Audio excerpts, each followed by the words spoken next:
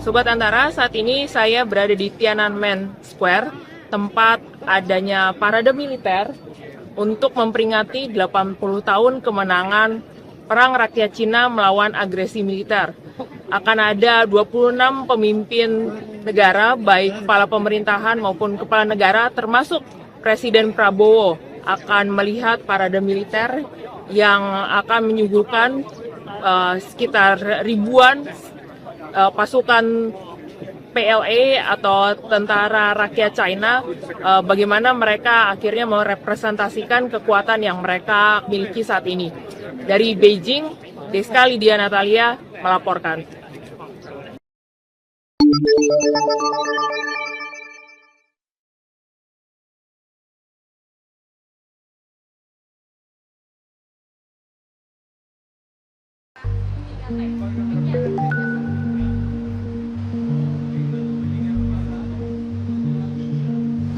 Mantan Menteri Riset, Pendidikan, dan Teknologi Nadiem Makarim kembali diperiksa oleh Kejagung terkait kasus korupsi pengadaan Chromebook 2019-2022.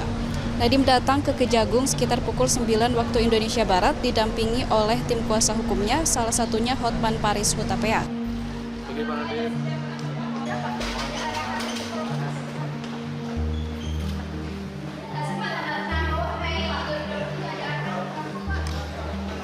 Nadiem Makarim tidak memberikan keterangan apapun meski ditanya wartawan terkait persiapannya untuk hari ini. Ia meminta maaf karena belum bisa memberikan keterangan apapun.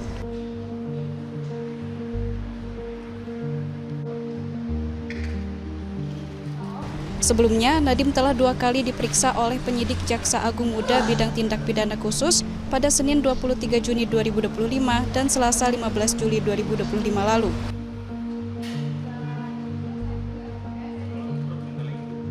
Sebelumnya, Kejagung juga telah mengumumkan bahwa kerugian negara yang diakibatkan oleh korupsi pengadaan Chromebook tahun 2019-2022 mencapai sekitar 1,98 triliun rupiah. Dari Jakarta, Sanya Dinda, Irfan Hardiansyah, Kantor Berita Antara, mewartakan.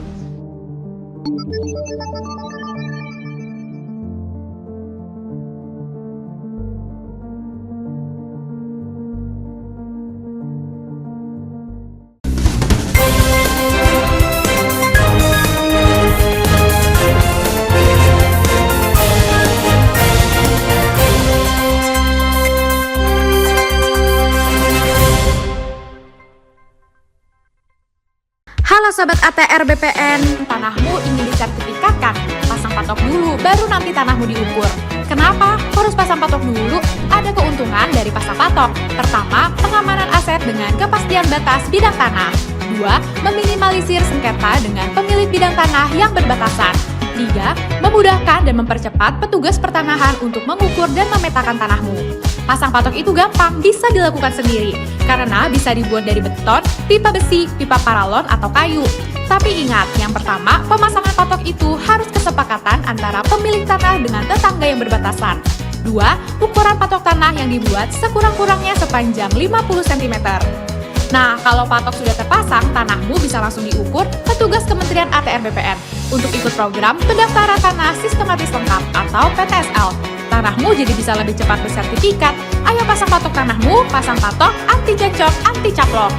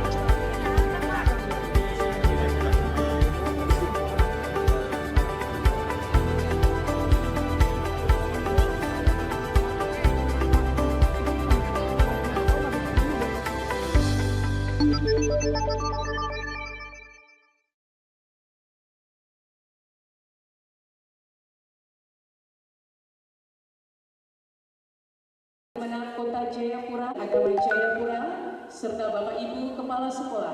Badan Amil Zakat Nasional Basnas Kota Jayapura menyalurkan beasiswa Jayapura Cerdas periode 1 2025 pada sebanyak 250 siswa SD, SMP, dan SMA yang bersumber dari zakat masyarakat yang dikelola oleh Basnas. Pelajar penerima beasiswa ini sebelumnya telah menjalani proses seleksi, sehingga beasiswa ini dapat diterima oleh pelajar yang cerdas dan berasal dari keluarga yang kurang mampu.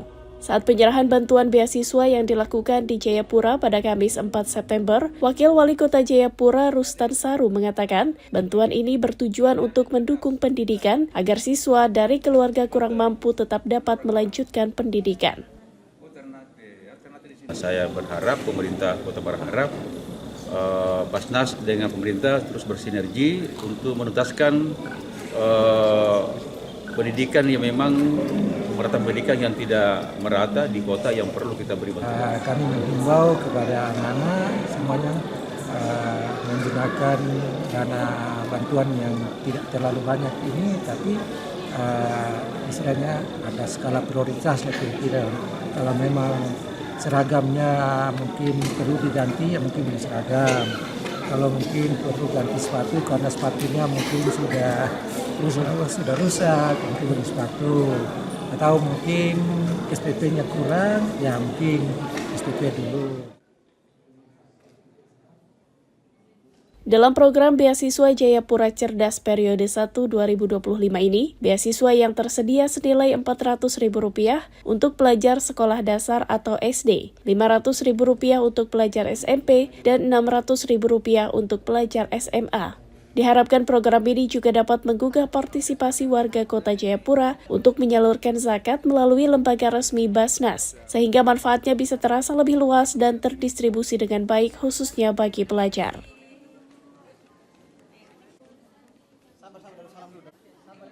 Dari Jayapura, Papua, Laksama Hendra, Kantor Berita Antara mewartakan.